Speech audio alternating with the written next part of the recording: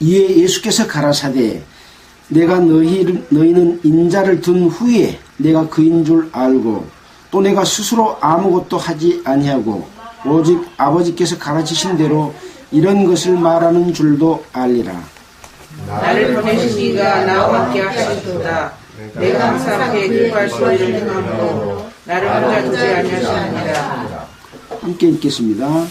이 말씀을 하시며 많은 사람이 믿더라.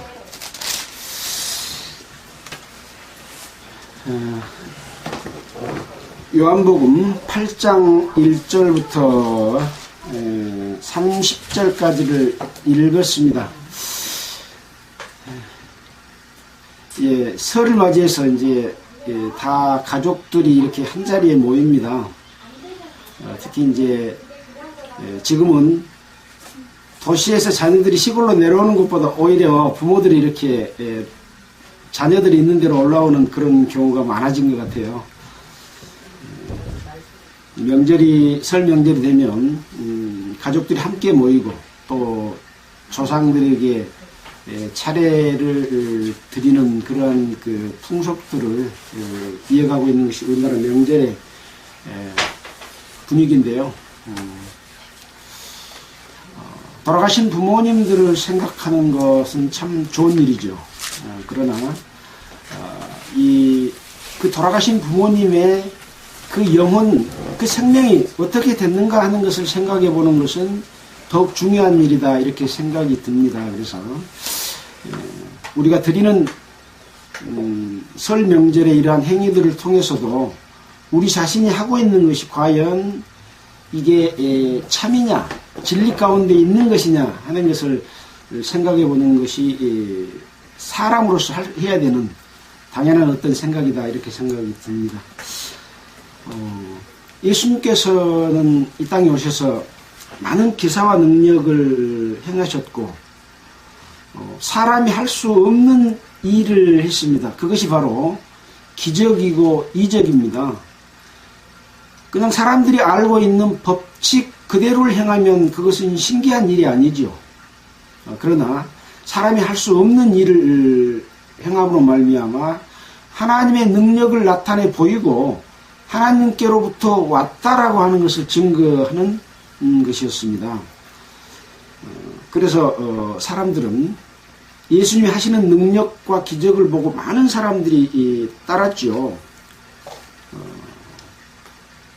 예수님이 나셨던 살았던 나사렛 갈릴리 주변에서부터 시작해서 예수 그리스도의 복음을 이렇게 증거했는데 장소와 또는 사람에 따라서 각기 그 예수님을 대하는 태도들이 달랐습니다.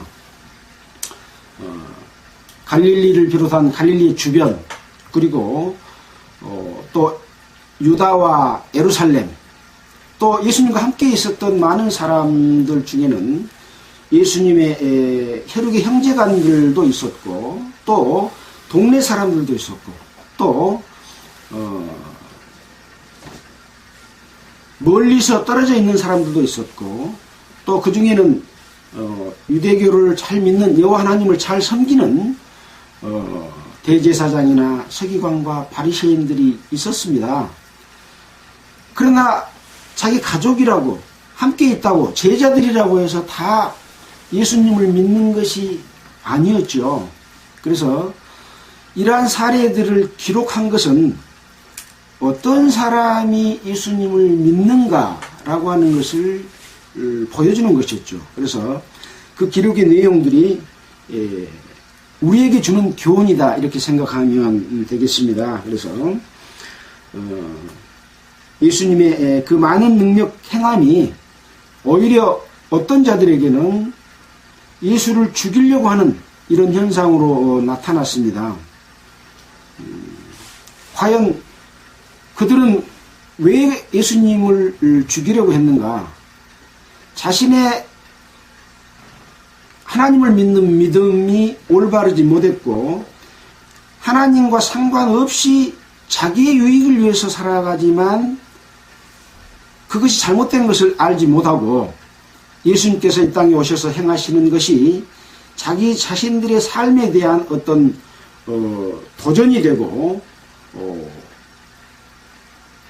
하나님의 능력이 나타나는 것에 대해서 거부감이 생기는 이런 것 때문에 오히려 죽이려고 하는 그런 부분들이 많이 일어났죠.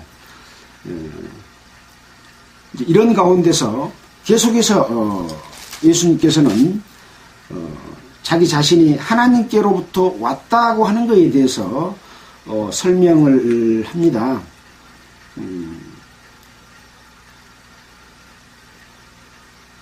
너희는 이 세상에서 양식을 먹고 살지만 그것은 언젠가는 죽을 양식이다. 내가 주는 양식은 영원히 멸망치 않는 생명이다 라고 하는 이런 말씀을 하고 또 자기 자신에 대해서 여러 가운데서 설명을 해주지만 이 여호와 하나님을 잘 믿는다고 하는 대제사장들과 바리새인들은 그 예수님 행하시는 그 행위를 볼 때마다 또 믿는 사람들이 많이 생길 때마다 오히려 하속들을 시켜서 예수님을 잡아오라고 이렇게 이야기를 합니다. 그러나 하속들마저도 예수님을 잡으려고 갔는데 많은 사람들이 예수님과 함께하고 있고 또 그 예수님이 하시는 그 말과 그 행동 하나하나를 보면서 자기 자신들도 예수님의 그 능력에 붙잡힌 바 되어서 예수님을 잡아올 수 없는 그런 상황이 됐죠. 그러니까 이제 대제사장과 바리새인들이 하속들에게 어찌하여 잡아오지 아니하느냐 하고 물어보니까 하속들이 그 사람의 말하는 것처럼 말한 사람은 이때까지 아무도 없었습니다. 이렇게 말을 하니까 너희도 미혹되었느냐? 또 당국자들이나 바리새인들도 미혹된 사람이 있느냐? 이렇게 말하면서 율법을 알지 못하는 이 무리는 저주를 받은 자로다 이렇게 말을 했어요. 그러니까 자기들이 지금 예수님을 계속해서 핍박하고 죽이려고 하는 이유가 무엇이었습니까? 예수님께 행하신 능력도 있었지만은 안식일 날 38년 된 병자를 낫게 했다라고 하는 것이죠. 그러니까 예수님께서는 안식일의 그 의미에 대해서 진정으로 알지 못하고 그런 말을 한다는 부분에 대해서 내가 안식일에도 주인이다 라고 말하면서 그 사람들이 참으로 안식일에 대해서 알지 못하고 외형과 형식과 모양만 가지고 있는 것에 대해서 질책을 했습니다. 또 한 가지는 그렇게 말하면서 하나님의 아들이라고 말하면서 자기 자신이 스스로 하나님과 동등됨을 여김으로 인한 것 때문에 죽이려고 한 거죠. 이 두 가지 사실인데 사실은 이 유대인들은 이 안식에 관한 참 의미도 모를 뿐만 아니라 예수님을 죽이려고 한 그 이유는 바로 자기들의 그 아성들을 무너뜨리고 자기들은 여호와 하나님의 이름을 가지고 먹고 사는 수단과 통치하는 그런 역할, 권세를 가지고 있는 것에 대해서 도전을 느끼는 그런 것 때문에 결국은 예수님을 시기함으로 말미암아 죽이게 되는 그런 일을 저지르게 됐죠. 이런 아까 너희도 미혹되었느냐 또는 당국자들이나 바리새인 중에도 그를 믿는 자가 있느냐 이렇게 말을 했을 때 예수님께 밤중에 찾아왔던 니고데모는 그 사람들의 말에 대해서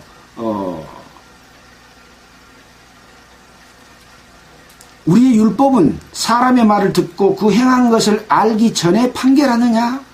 라고 말을 하면서 오히려 당국자들을 두려워하지 않고 그런 말을 할 수 있었다고 하는 것들을 우리는 또 볼 수가 있습니다.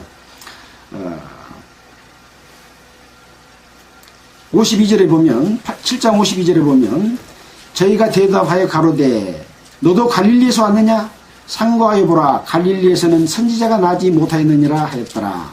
그러니까 예수님의 말씀하신 거 행하심에 대해서 잘 듣고 예수님에 대해서 그 근본을 알아야 될 텐데, 지금 육신적인 것, 예수님이 태어난 요셉의 아들이라는 것, 또 갈릴리에서 자랐다는 것, 이런 것만 보고 예수님이 행하신 그 능력을, 그 표적을 보지 않고 오히려 어떤 자들은 예수님께서 주시는 오병이의 기적을 먹고 배부른 까닭에 오는 사람들이 있었고, 어떤 사람은 병을 낫기 위해서 오는 사람도 있었습니다. 그러나 예수님께서 주시고자 하는 것은 영생을 주시기 위해서 오셨다. 내가 바로 생명의 떡이다 라고 이렇게 말씀하셨던 것이 예수님께서 그들에게 알려주시고자 하는 그런 내용이었죠.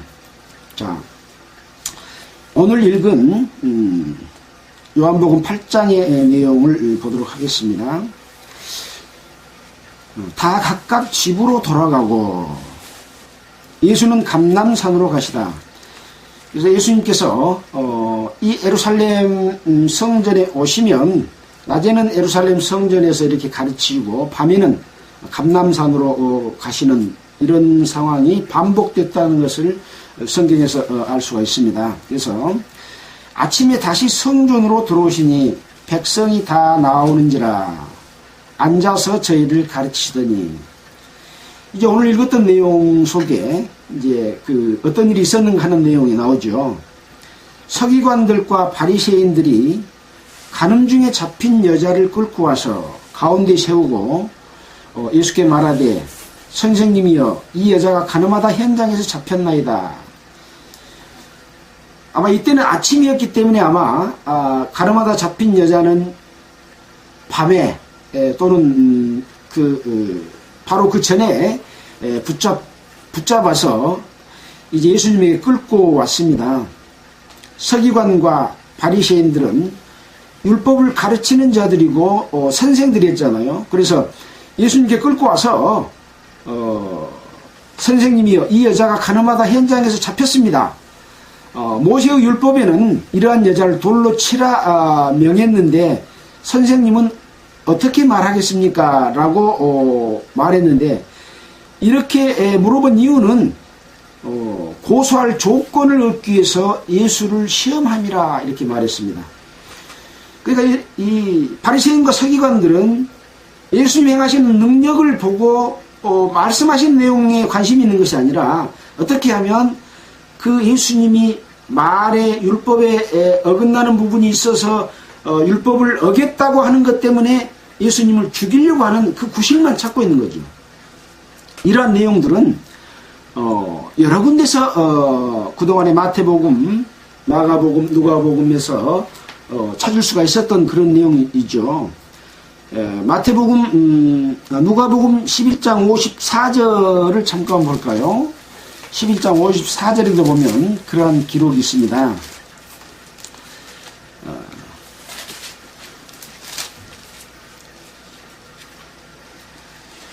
여기도 역시 이제 바리새인들과 서기관들에 대해서 예수님께서 그들을 향해서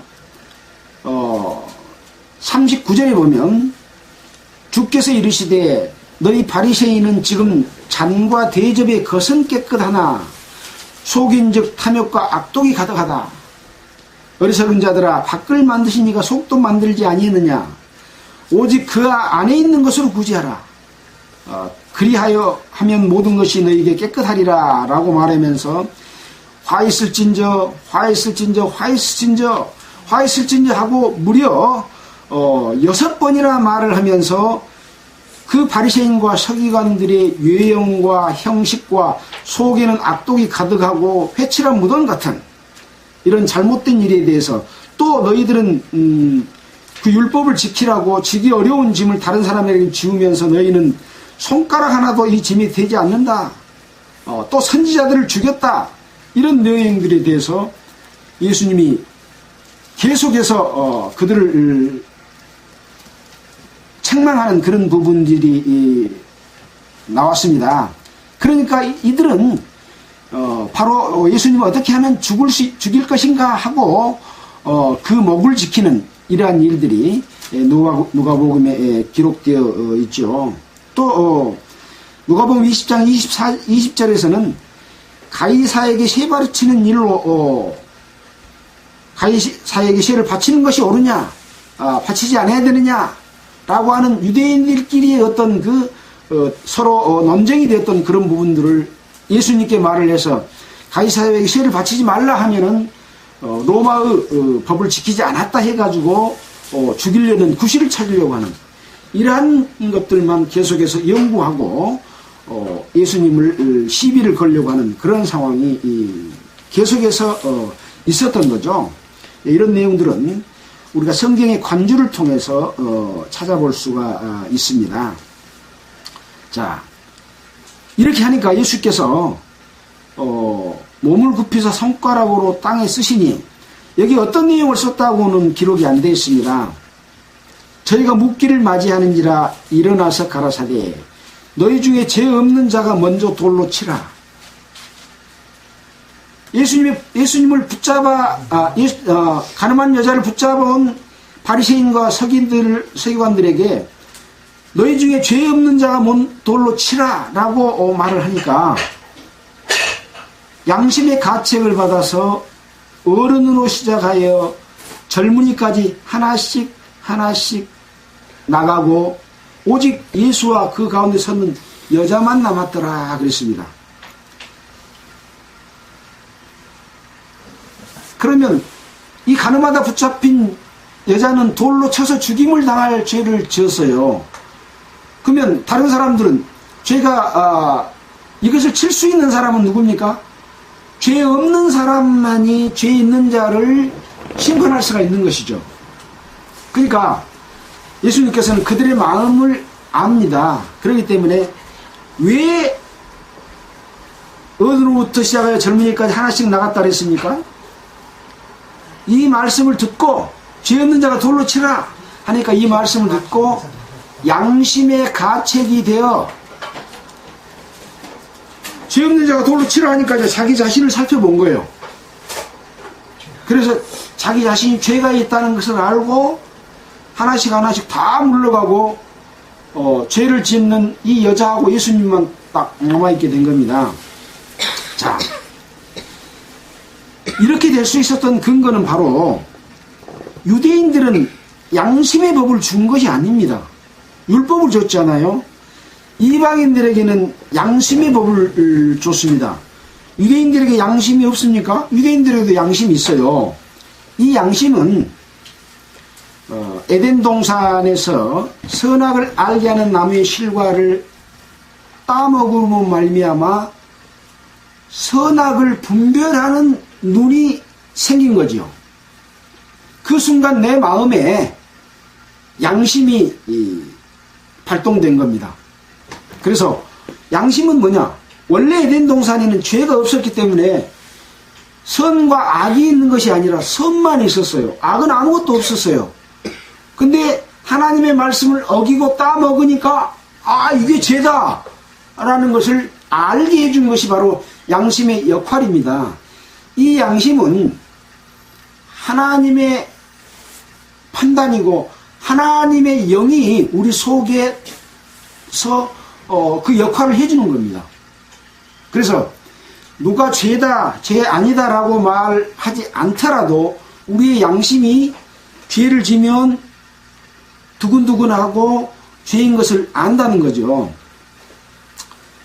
죄라고 하는 것은 뭡니까? 죄가 뭡니까? 왜 죄예요?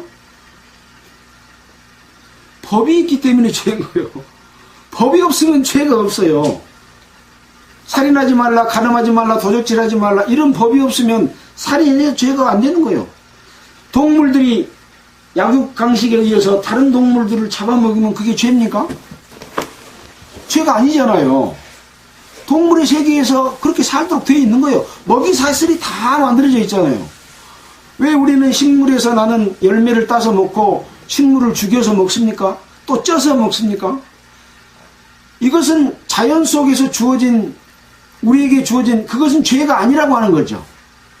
그래서 죄는 법이 없으면 죄가 없는데 그 법이 최초의 법이 선악을 알게 하는 나무의 실과를 먹지 말라고 한 이유가 있어요. 마귀가 하나님과 같이 되려고 하는 질서를 무너뜨렸기 때문에 그 질서를 지키도록 하기 위해서 이 명령을 준 건데, 그것을 위반함으로 말미암아 하나님과 사람 사이의 질서를 깨뜨려 버렸습니다. 그래서 이 죄라고 하는 것은 이 세상에 있는 죄도 질서를 지키는 거예요. 남자와 여자, 부모와 자식, 또 왕과 임금, 이런 모든 질서, 또 내가 나의 유익을 위해서 다른 사람에게 피해를 끼치는 것, 이런 것들이 죄인 거죠. 그래서 각 나라마다 법이 틀려요. 또 사상도 틀려요. 공산주의에서는 죄가 안 되는 것이 민주주의에서는 자본주의에서는 죄가 될 수 있고, 자본주의 죄가 안 되는 것이 공산주의에서는 죄가 될 수도 있는. 그래서 이것은 사람 사이에서 이루어지는 그 법들이 각 나라마다 헌법이 있고 각 법들이 있잖아요. 근데 여기서 말하는 이 오늘 8장 9절에 나오는 이 양심은 에덴 동산에서 선악을 아는 그 판단을 주신 그 양심인 거죠. 그래서 율법은 613가지지만 이 양심에 느끼는 이 죄를 알아내는 것은 훨씬 더 많다. 수백 가지, 수천 가지가 될 수도 있다라는 말씀을 드릴 수가 있습니다. 그래서 양심의 가책을 받아서 다 가고 예수와 그 여자만 남았습니다. 그러니까 예수님께서 여자 외에 아무도 없는 것을 보고 이르시되, 여자여, 너를 고소하던 그들이 어디 있느냐? 너를 정죄한 자가 없느냐라고 물어봤습니다. 예, 아무도 없습니다. 주여 없나이다. 그러니까 예수께서 나도 너를 정죄하지 아니하노니 가서 다시는 죄를 범치 말라 하시니라. 그래서 이 가늠하다 현장에서 붙잡힌 여자는 돌로 쳐 죽임을 당하도록 하는 것은 누구의 법입니까? 하나님께서 율법으로 주셨습니다. 그러면 당연히 그 법에 따르면 이 여자는 죽어야 됩니다. 그러나 이 여자를 심판할 사람이 이 세상에는 아무도 없는 거죠. 심판할 수 있는 권한을 가진 사람은 바로 예수님 뿐이었습니다. 하나님 뿐이죠. 그래서 하나님이 용서하면 용서를 해줄 수 있는 거고, 하나님이 벌을 하면 죽일 수도 있는 것이에요. 그래서 예수님께서 이 땅에 오셔서는 율법을 행해서 그것으로 말미암아 하나님의 뜻을 이루려고 한 것이 아니라, 율법으로 말미암아 죄인 된 자들을, 그 죄를 자기 자신이 없애주기 위해서 오신 것이죠. 그래서 이 땅에 오신 목적은 심판하러 온 것이 아니라 구원하러 왔다라고 말씀을 하신 겁니다. 바로 그 권한이 예수님께 있다고 하는 것을 여기서 보여준 거죠. 그러니까 나도 너를 정죄하지 아니하노니 가서 다시는 죄를 범치 말라, 이렇게 말씀을 하신 거죠. 어떻게 보면 이 유대인들이 율법으로는 죽일 수 있었을 겁니다. 그러나 예수님은 율법 이전에 그 근본이신 하나님을 설명하고 있고, 그 근본의 법이 어디서부터 온 것인가를 설명하고 있었기 때문에 유대인들은 예수님의 그 능력 있는 말이 서기관과 바리새인과 같지 않다라는 것 때문에 많은 사람들이 예수님을 따르고 있었던 거죠. 자, 여기서 다시는 죄를 범치 말라 하는 말씀에도 어떤 의미가 있다고 생각이 됩니다. 이 말씀은 여기에서만 하셨던 말씀이 아니죠. 요한복음 5장 14절 앞에 보면 나온 내용이 또 있습니다.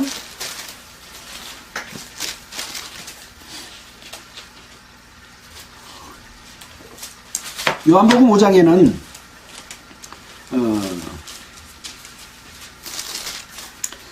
38년 된 병자를 베데스다 연못 가에서 예수님께서 물이 동할 때 다 병자들이 들어가면 맨 처음에 물이 동할 때 들어간 사람만 낫는데, 물이 동할 때 들어갈 수가 없는 누워있는 병자를 말씀으로 낫게 해주는, 일어나 네 자리를 들고 걸어가라 하니까 38년 된 병자가 벌떡 일어나서 자리를 들고 걸어간 그런 기적을 행하셨던 내용이 있습니다.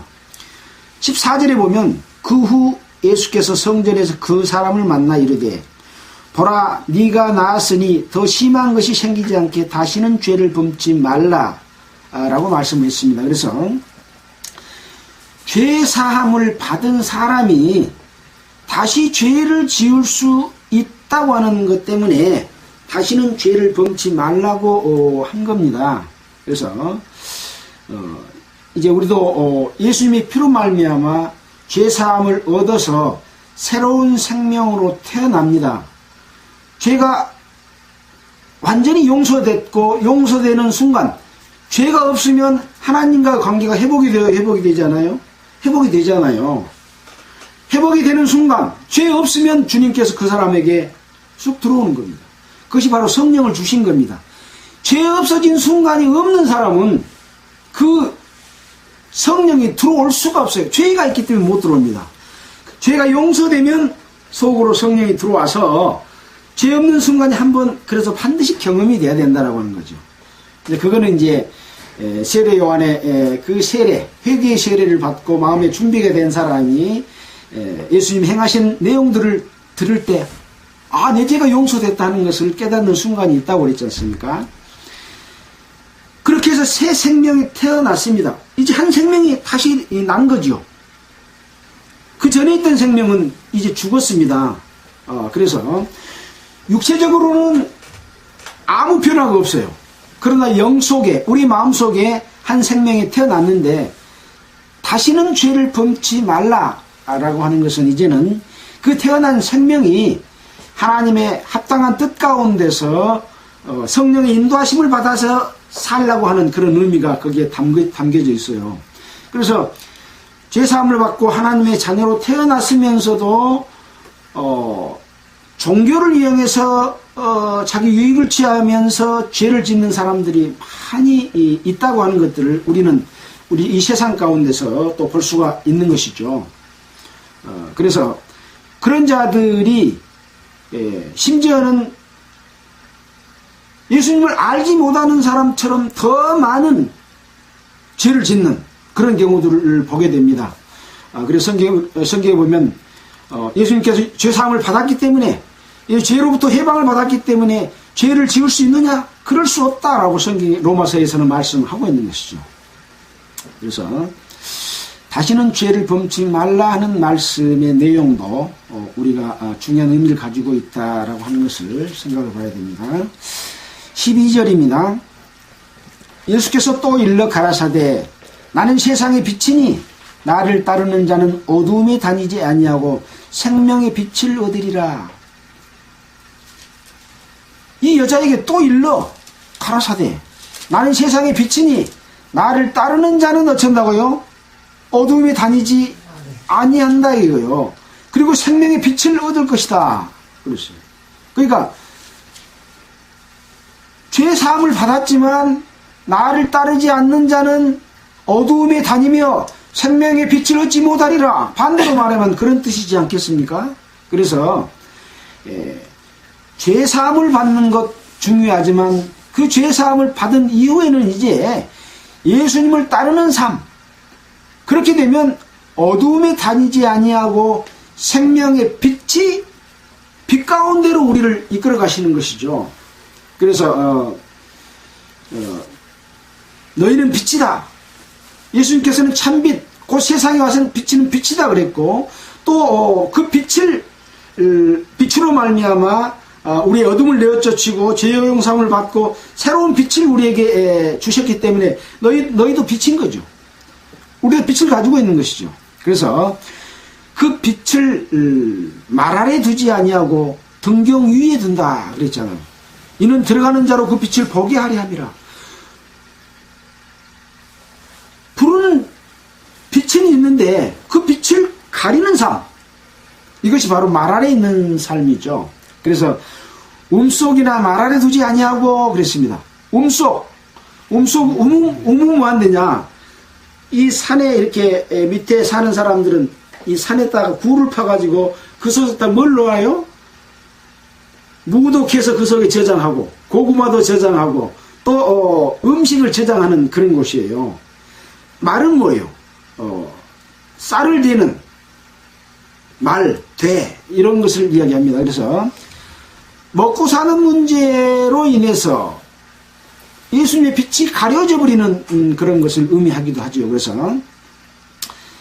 어둠에 다니지 않고 생명의 빛을 얻으려고 한다면 예수님을 따르는 삶, 그러니까 예수님을 따르는 삶을 살지 않으면 어둠에 다니고 빛을 잃어버리게 되는 그런 의미도 담겨 있죠. 이렇게 말을 하니까 바리새인들이 네가 너를 위하여 증거하니 네 증거는 참되지 아니하다. 참 영리해. 그 사실 하나에 말씀에 자기가 감동이 돼서 그것을 따라야 될 텐데 네가 네를 위해서 증거하는 것은 옳지 않다. 예수 믿는 사람들 중에서 예수님을 증거하면서 그 증거가 자기를 위해서 증거한 사람들이 많지 않아요? 네. 자기를 위해서 증거하지 않고 그 증거가 남을 위해서 증거해야 되는데 예수님은 자기 자신을 위해서 증거하고 자기 자신을 자랑하니까 그것을 탁 책잡으려고 하는 거야. 그렇게 한 것은 참되지 않다. 참이라고 하는 것은 무엇입니까? 진리입니다. 진리는 곧 하나님이에요. 너는 바로 너를 위해서 증거하니까 하나님께로부터 온 자가 아니다, 이런 의미입니다. 그래서 이 참이라고 하는 것은 진리를 이야기하는 것이고 이 진리는 곧 하나님께로부터 오는 것이고, 그래서 요한복음 14장 6절에 보면 내가 곧 길이요 진리요 생명이니 나로 말미암지 않고는 아버지께로 올 자가 없다. 바로 네가 말하는 그것은 참된 길이 아닌 길을 이야기하고 있다. 진리가 아니다 라고 이야기하는 것이죠. 그런데 그 반대는 뭡니까? 거짓이고 비진리고 예수님께서 뒤에 8장 44절에 보면 너희는 너희 아비 마귀에게서 났으니 너희 아비의 욕심을 따라 너희도 행하고자 하느니라. 실제 서기관과 바리새인들을 향해서 너희는 너희 아비 마귀에게서 났다 라고 말하는 겁니다. 오히려 너희가 마귀에서 났는데 나보고 참이 아니다고 말하냐? 그래서 나중에 이제 그렇게 말을 해주고 주는 거죠. 자, 이렇게 말하니까 참되지 않다라고 말하니까 예수님께서는 내가 나를 위해서 증거해도 내 증거가 진리다, 참이다. 왜 그러냐? 나는 내가 어디서 오며 어디로 가는지를 알기 때문에 그렇다. 그러니까 사람이 이 땅에 태어나서 내가 어디서 왔다, 어디로 가는지 알고 말하면 그 사람은 참이요. 세상에 살면서 아무리 많은 지혜가 있고 지식이 있다고 할지라도 자기가 어디서 왔다 어디로 가는지를 알지 못하면 그것은 거짓이요. 이게 진리냐 비진리냐를 구분하는 잣대를 여기서 제시하고 있습니다. 사람들은 돌을 닦기 위해서 히말라야 산속에 들어가서 돌을 닦아서 석가모니가 불교를 만드는 그런 일을 했고, 또 많은 철학자들이 있지만 어디서 왔다 어디로 가는지를 알지 못하면 다 거짓입니다.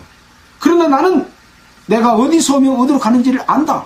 그렇기 때문에 내가 나를 증거해도 진리다. 엄청난 말이잖아요. 감히 이렇게 말할 수 있는 분이 어디가 있겠습니까?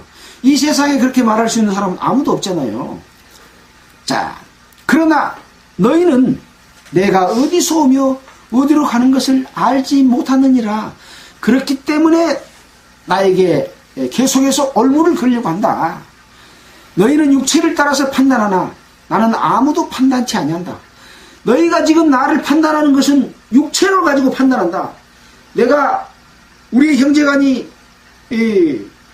요셉이고 또 또 누굽니까? 형제간들이 야고보고 뭐 유다고 이런 형제간들 있잖아요. 그 형제간들 또는 누이들 또 누가 아버지가 요셉이고 또 마리아지 않느냐, 이런 또 갈릴리에서 살았지 않냐, 목수의 아들이지 않느냐, 이런 육체적인 것만을 보고 나를 판단한다.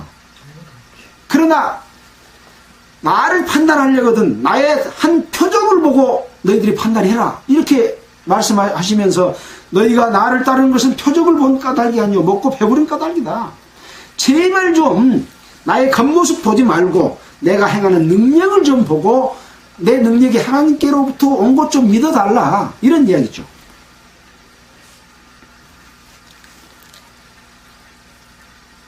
그래서 16절 뒤에 보면 내 판단이 참되니 내 판단이 진리니 이는 내 혼자 있는 것이 아니요 나를 보내신 이가 나와 함께 계심이라. 나를 보내신 아버지, 우주 만물을 창조한 하나님이 나와 함께 하고 있기 때문에 내가 말한 것은 나를 위해서 증거해도 그것이 참이고 그것이 진리다.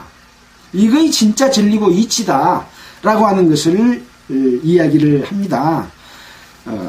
너희 율법에도 두 사람의 증거가 참되다 기록하였으니 내가 나를 위하여 증거하는 자가 되고 나를 보내신 아버지도 하나님도 나를 위하여 증거하신다. 뭘로 증거합니까? 하나님이 뭘로 예수를 통해서 증거해요? 기적 행함으로 증거하다니까요. 예수님이 나타낼 수 있는 것은 사람이 할 수 없는 능력을 행하는 기적과 이적을 통해서 하나님의 능력을 보여줌으로써 하나님의 증거입니다. 그것이 하나님이 직접 말하지 않잖아요. 예수님을 통해서 말은 하지 않아요. 근데 그 능력은 예수님을 통해서 하나님이 나타내는 거예요. 그래서 예수님은 하나님과 나가 지금 함께 있다. 하나님께로부터 보내신 것 외에는 내가 아무것도 말하지 않는다. 내가 보고 듣는 것을 말한다. 그런 이야기를 계속 지금 하고 있잖아요. 내가 나를 위하여 증거하는 자가 되고 나를 보내신 아버지도 나를 위하여 증거한다. 그러니까 또 물어봅니다. 네 아버지가 어디 있냐? 네 아버지가 어디 있냐? 지금 예수님이 이 앞의 말을 통해서 나는 하늘로서부터 내려왔다. 내가 참이다. 진리다. 나는 길이요 진리요 생명이다. 라는 내용을 이야기를 계속하고 있어요.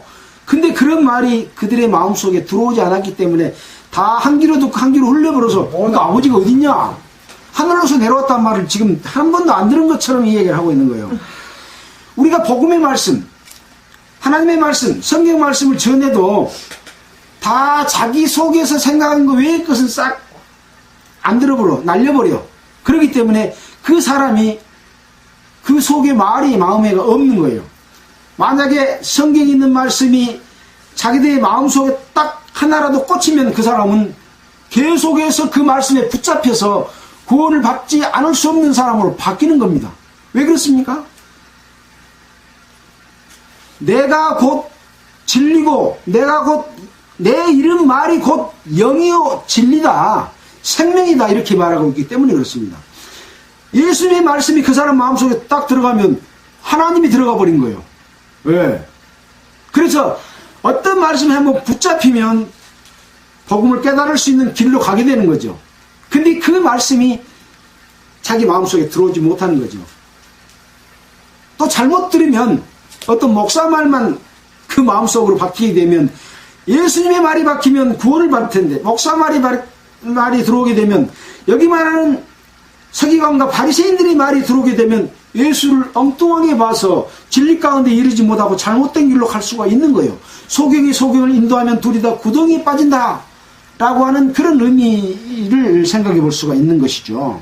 그래서 요한복음 6장 29절에도 하나님의 보내신 이를 믿는 것이 하나님의 일이다. 인자는 하나님 아버지의 인치신 자다. 내가 곧 생명의 떡이다. 하나님의 떡이고 내가 하늘로서 내려온 것은 아버지의 뜻을 행하려 합니다. 내가 하늘로서 왔다 라고 이렇게 말을 했었는데 네 아버지가 어디 있냐라고 물어본 것은 이것은 그 말을 다 마음속에 안 뒀다는 얘기죠. 그래서 물어본 겁니다. 하늘로서 내려왔다 그러면 아버지한테서 왔다고 그러니까 하늘로서 내려왔는가 보다. 하나님이 하늘에 계신 것 같구나. 자기들이 믿는 여호와 하나님이구나. 이렇게 믿어야 될 텐데 믿고 싶은 생각이 없는 거죠. 예수께서 대답하시되 너희는 나를 알지 못하고 내 아버지도 알지 못하는도다. 나를 알았다면 내 아버지도 알았으리라. 나를 알지도 못하고 내 아버지도 알지 못한다. 누구에게 지금 이 지적을 한 겁니까? 서기관과 바리새인들, 예수님을 잡아오라고 하석들에게 시킨 그 자들이 지금 계속해서 지금 예수님을 올무에 빠뜨리려고 지금 이야기하고 있잖아요. 이들은 바로 유대교를 철저히 믿고 대제사장들과 장로들과 서기관과 바리새인들이 유대교 중심이 돼서 여호와 하나님을 섬기는 그런 모든 애식을 총괄하고 또 어떤 권력을 가지고 다스리고 통치하는 그런 일을 하고 있는데 너희는 하나님을 알지 못한다. 이렇게 말하는 거예요. 아버지를 알지 못한다. 그렇기 때문에 나도 알지 못한다. 그러나 지금 나 행하는 것을 보고 나를 알았다면 아버지도 알 것이다. 이렇게 말씀을 하고 있는 것입니다. 나를 알았다면 내 아버지도 알았으리라.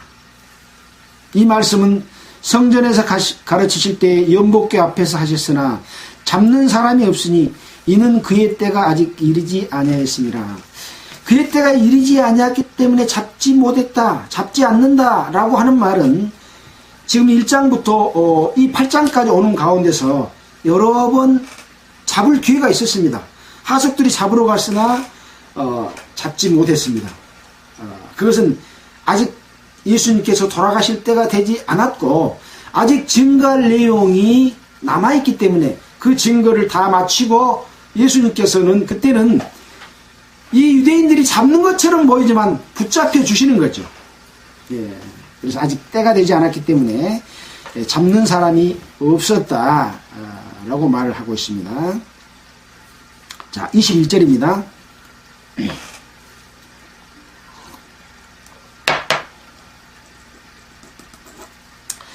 다시 이르되 내가 가리니 너희가 나를 찾다가 너희 죄 가운데서 죽겠고 나의 가는 곳에 너희가 오지 못하리라. 또 말씀하십니다. 내가 가리니 너희가 나를 찾다가 너희 죄 가운데서 죽겠고 나의 가는 곳에 너희가 오지 못하리라. 이 간다는 말은 어디로 간다는 말입니까? 하늘로 간단 말이죠. 예. 이거 잘 알아보시네. 우리 90살 된 우리 어머니께서 하늘로 간다고 탁 알아버린 것처럼 유대인들이 이 말을 이렇게 알아먹었다면 예수님을 믿었을 거예요. 자, 찾다가 뭐하러 찾아요? 죽이려고 찾아. 지금 서기관과 바리새인들이 예수님을 찾은 것은 죽이려고 찾아요. 죽이려고 찾으니 어떻게 예수님이 가는 것을 알 수 있겠습니까? 예, 오직 세상적, 육체적 보이는 것, 외형과 형식만 보고 있기 때문에 그게 안 보이는 것이죠. 그래서 나를 죽이려고 찾는 너희는 그동안에 행해왔던 그 행위의 죄와 나를 죽이려고 찾는 그런 그 죄, 돌이키지 못하는 그런 죄 때문에 나를 찾다가 죽을 것이다.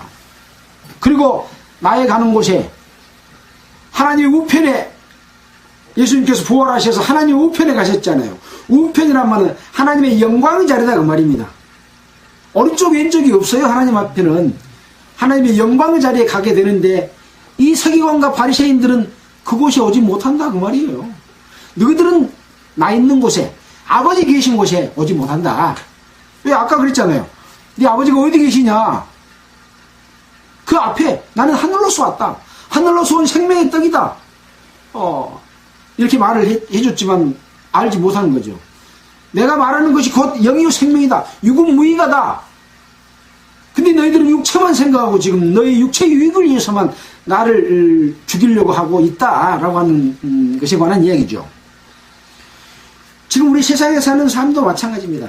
아침에 일어나서 저녁에 잘 때까지 오직 육체의 유익을 위해서, 육체의 즐거움을 위해서, 육체의 행복을 위해서 살지만 하나님께로부터 오는 그 행복과 그 이익과 그 가치는 영원히 없어지지 아니하는 가치를 주시고자 하는 것인데, 사람들은 그것을 얻기 위해서 내게 오지 않는다라고 하는 말씀을 했잖아요. 왜? 자기 행위가 악함으로 그것을 영생 얻기를 위해서 내게 오지 않는다 그 말이에요. 예수를 믿으러 가기 위해서는 뭐 하러 가는 거냐? 내가 교회 다님으로써 내가 장사도 좀 잘하고 선거에서도 숫자 많아서 당선되기 좋고, 요새 교회 안 다니면 선거직에도 당선 못 된다더라, 그래서 가는 것이 아니라 영생 얻기 위해서 나와야 되는데, 영생 얻기를 위하여 내게 오기를 원치 않는다. 그것 때문에 너희 죄 가운데서 죽겠고 예수님이 가시는 곳에 오지 못하는 거죠. 바로 이 세계관과 바리새인들이 그랬죠. 그러니까 또 유대인들이 저가 나의 가는 곳에 너희가 오지 못하리라 하니 저가 자결하려는가? 이게 결국은 뭐예요? 죽어보면 끝인데, 그 죽음 있는 곳에 우리가 오지 못할 것이다 라는 정도밖에 생각 못하는 거죠. 지극히 육체적인 것이죠.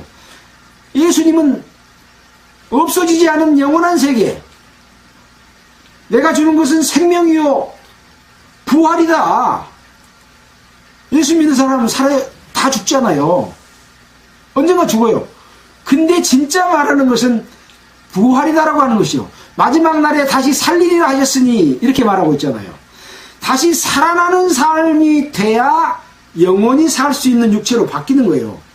예수님이 부활 후에 다시 살아났을 때는 문이 닫혀져 있는데 방 가운데 떡 나타났잖아요. 그러니까 영인지 알고 귀신인지 알고 놀리니까, 아니다, 나는 육체를 가진 예수 맞다, 내 손에 못자국 만져봐라, 또 참자국을 만져봐라, 그러면서 뭐 먹을 거 있으면 주라라니까 생선을 주니까 생선을 먹는 육체. 근데 싹 사라져버려. 내 마음이 가는 것이 육체가 함께 가버려. 그런 몸으로 바뀔 그 부활 생명을 이야기하고 있는데, 이 사람들은 죽는 곳에는 따라가지 못한다고 생각하는 그런 믿음을 갖고 있는 거예요. 하나님을 믿는 거예요, 안 믿는 거예요? 이 사람들 도대체가 하나님을 안 믿고 있는 거예요. 아버지를 모르는 거예요. 아버지를 알았다면 나를 알았으리라, 나를 알았으면 아버지를 알 것이다. 근데 너희는 그것도 모른다. 영원히 사는 생명 가운데서 따라갈 곳이 있는데 그것을 이해하지 못하고 있다, 그런 얘기지 않습니까? 그런 의미에서 이 사람들 말도 안 되는 말도 여기다 기록해 놓은 거예요. 자결하려는가? 라고 말하는 거죠. 그러니까 예수께서 가라사대 너희는 아래에서 났고 나는 위에서 났으며 너희는 세상에 속하였고 나는 이 세상에 속하지 아니하였느니라. 너희는 아래에서 났고 나는 위에서 났다. 나는 하나님께로부터 왔고 너희는 마귀에게서부터 왔다. 그리고 내 나라는 하늘나라에 속하였고 너희는 세상에 속했다. 세상에 속해서 세상 가운데서 사는 것이 모든 것이라고 생각하고 살기 때문에 양심의 하나님의 뜻대로 사는 삶을 살지 아니하고 그것을 자기 유익으로 삼는 삶을 살고 있는 그들을 나타내주고 있는 거죠. 그래, 다 모르니까. 예. 근데 모르는데 알 수 있는 마음이 어떤 마음인가를 지금 이 사례들을 통해서 보여주고 있는 거예요. 어떤 마음을 가질 때 하나님을 만나고 예수님을 만나서 하나님이 계신 걸 알면 첫 번째 오는 것은 내 죄가 드러나기 때문에 두려움이 와야 정상입니다. 그렇지 않으면 하나님을 머리로 아는 거지 실질적으로 느끼고 아는 것이 아니다는 거예요. 그래서 하나님께 나오는 자들은 두려워 떨며 무릎을 꿇고 나의 죄를 용서해 주십시오, 나의 병을 치료해 주십시오, 그렇게 나왔습니다. 성경이 그걸 보여주고 있습니다. 근데 자기 할 일 다 하고 하도 전도집시 좀 들어주라 하니까 친구 말에 이끌려서 들어왔고 듣고 있으면 복음까지 다 풀어불면 머리로 알지 마음으로 내려가지 못하는 거죠. 그래서 회개가 중요하다. 회개. 이런 사례들을 다 써놓은 것은 그런 마음에 이르는 마음을 가지라고 이렇게 많이 쓰는 거예요. 금방 또 쓰고 사례 또 들고 또 말하고 또 쓰고 하는 이유가 그런 겁니다. 그래서 이 사복음서 속에서 어떤 사람이 구원받을 수 있는지 복음의 말씀이 이 복음서에 기록되어 있습니다. 실은 우리가 서신서에서 구원받는 사람도 있잖아요. 그러나 실제로는 복음서에서 받은 것이 맞습니다. 왜? 그 과정들을 알려주시고 그 과정이 잘못되면 구원을 받을 수가 없고 머리로만 받을 수 있는 가능성이 있기 때문에 그 마음 상태를 일깨우고 또 파서 일깨우고 막 그러고 있는 거예요. 자, 그래서 너희는 아래서 났고 나는 위에서 났으며 너희는 세상에 속하였고 나는 이 세상에 속하지 아니하였느니라.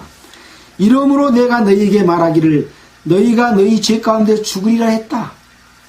너희는 세상 것으로만 살고 있고 세상에서 났기 때문에 세상에 살고 있는 것만 가지고 그 가치를 위해서 나를 죽이려고 하기 때문에 바로 너희 죄 가운데서 죽으리라고 내가 말했다.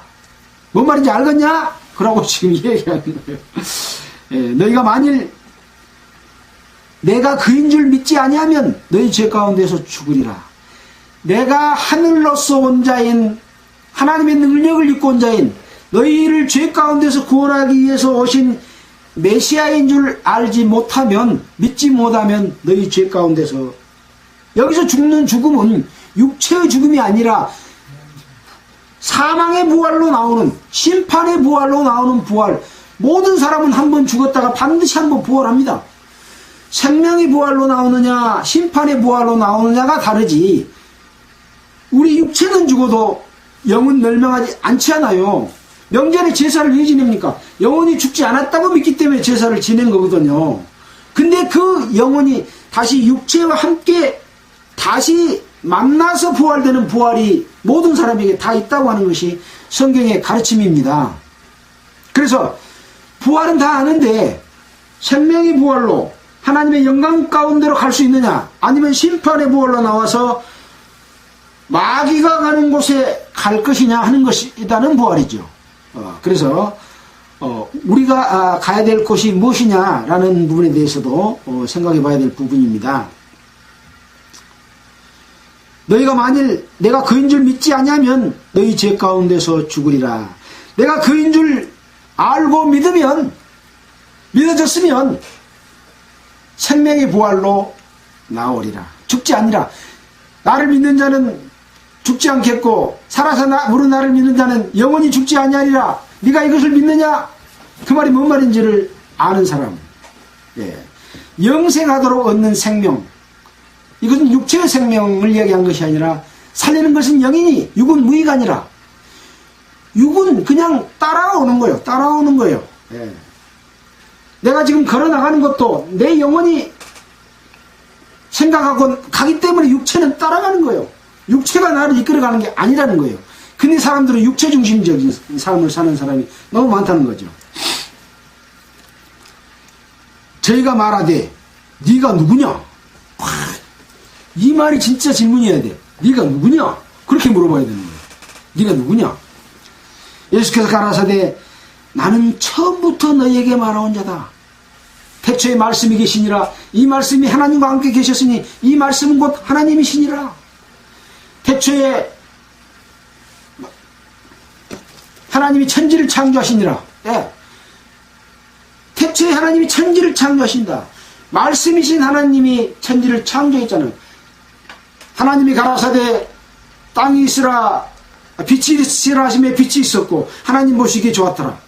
말씀으로 창조하신 그 말씀이 태초부터 계셨던 그 태초부터 계신 바로 너희에게 말하온 자 처음부터 있었던 자다. 너희에게 말하여 온 자니라. 내가 너희를 대하여 말하고 판단할 것이 많으나 나를 보내신 이가 참되심에 내가 그에게 들은 그것을 세상에게 말하노라. 내가 처음부터 있었던 자다. 함께 있었던 아버지께서 나에게 말하는 것을 세상에 너희에게 지금 말하고 있다. 증가하고 있다. 저희는 아버지를 가리켜 말씀하신 줄을 깨닫지 못하더라. 하나님 아버지를 믿고 유대교를 믿는 그 사람들이 하나님 아버지께 가리켜 말씀하신 것을 아직도 못 깨달았다는 거예요. 믿음이 참 쉬운 것 같지만 참 어렵다는 거죠. 하나님의 선물을 손으로 받을 것 같으면 누구나 다 받을 거예요. 눈에 보이면 다 받았을 거예요.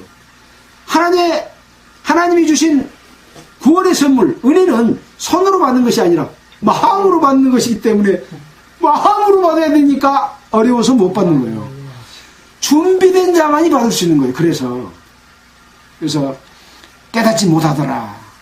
예수께서 가라사대 너희는 인자를 둔 후에 내가 그인 줄 알고 또 내가 스스로 아무것도 하지 아니하고 오직 아버지께서 가르치신 대로 이것을 말하는 줄도 알리라. 그래서 인자를 든 후에라는 말은 무슨 말이냐면 예수님이 십자가에 못 박혀 달리는 것, 땅에서 들리는 것, 죽음을 말합니다.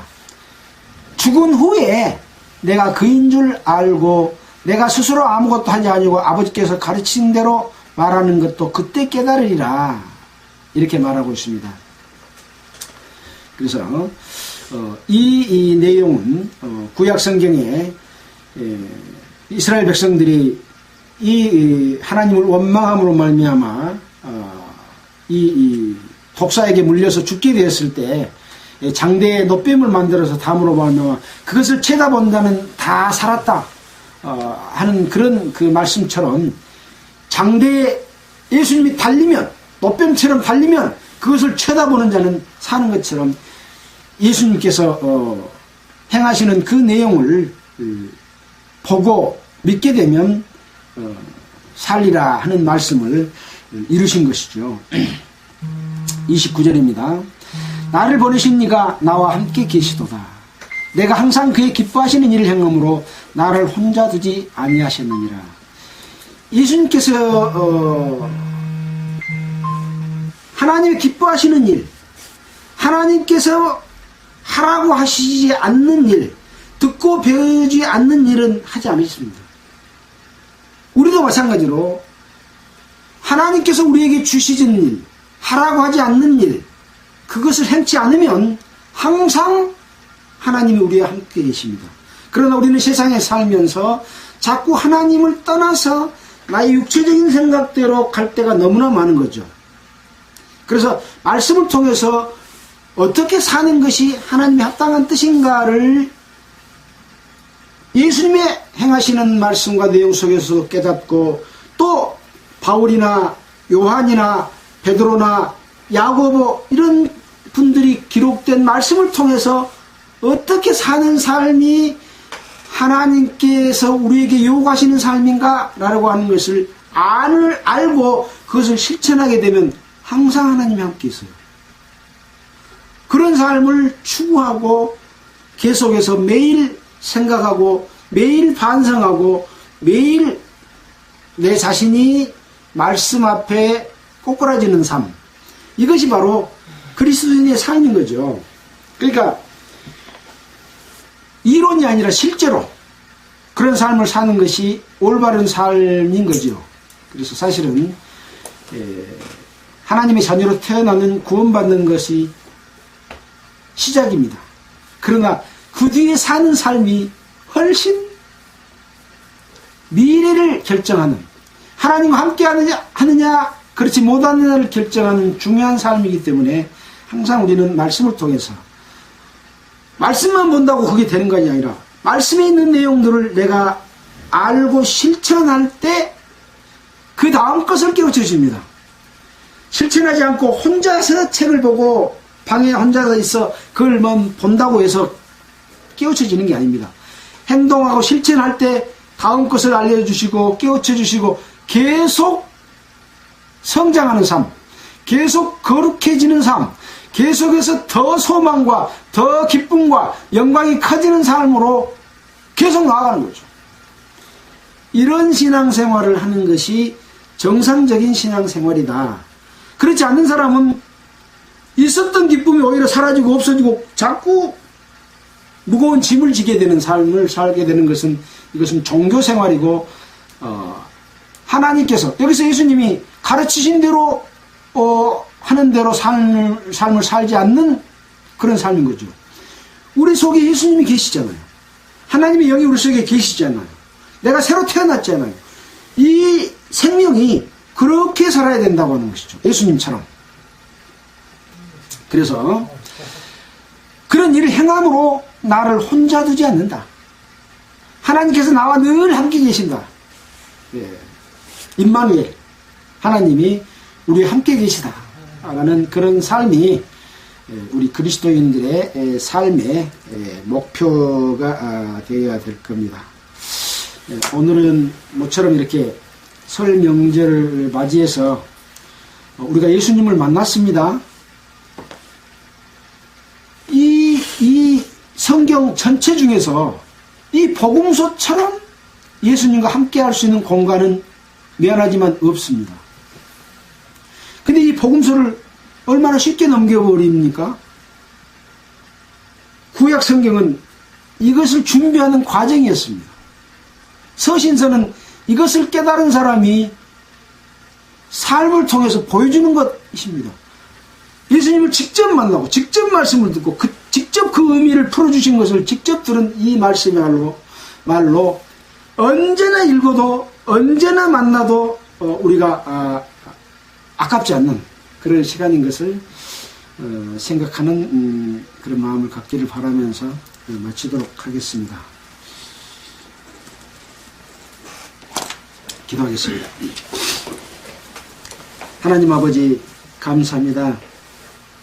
모처럼 설에 가족들이 만나서 하나님의 뜻을 알고 일깨우는 예배, 이 예배가 참으로 진정한 예배라고 믿어집니다.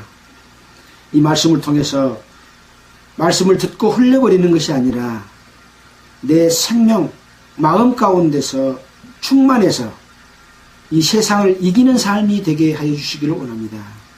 우리는 땅에서 살고 있지만 우리의 나라는 하늘나라에 이미 시민권을 가진 자들입니다.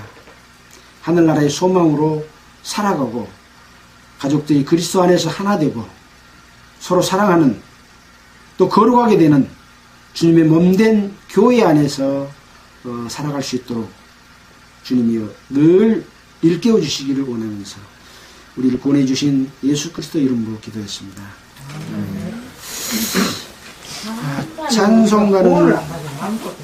찬송가 492장 하겠습니다. 492장 찬송합니다.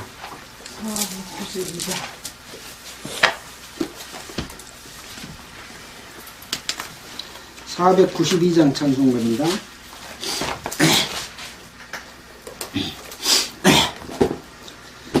나의 영원하신 기요 생명보다 귀하다. 나의 갈 길 다가도록 나와 동행하소서. 주께로 가까이 주께로 가오니 너의 갈 길 다가도록 나와 동행하소서.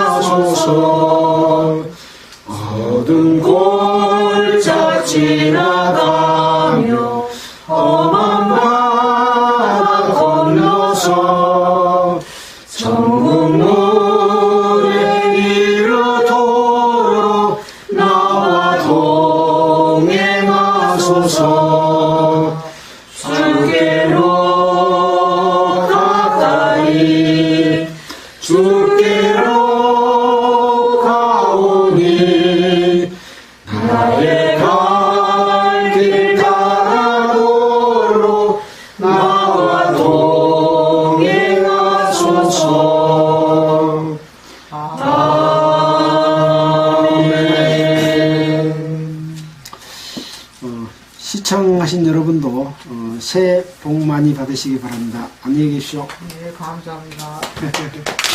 수고하셨습니다. 페이스북으로 본 사람이 많아요.